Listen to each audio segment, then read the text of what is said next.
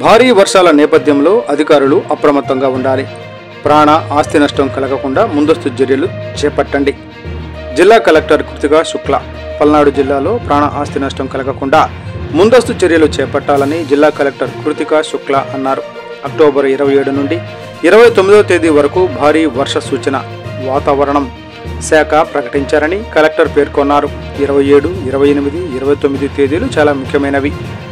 28 అర్ధరాత్రి లేదా 29 తెల్లవారుజామున సమయంలో ఆంధ్రప్రదేశ్లో మంతా తుఫాన్ తీరం దాటుతున్నదని కలెక్టర్ అన్నారు.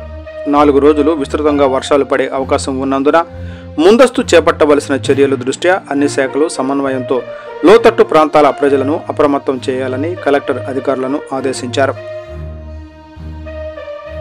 శనివారం కలెక్టరేట్లో జిల్లా అధికారులతో కలెక్టర్ సమావేశం నిర్వహించారు. జిల్లాలోని అధికారులు ముఖ్యంగా జలవనరులు, రెవెన్యూ, పోలీసు, రవాణా, మత్స్యశాఖ, పంచాయతీరాజ్, రహదారులు, భవనాలు, వ్యవసాయ తదితర శాఖల అధికారులు వరద పరిస్థితిని ఎప్పటికప్పుడు అంచనా వేసుకుని తగిన ముందస్తు జాగ్రత్తలు చేపట్టాలన్నారు.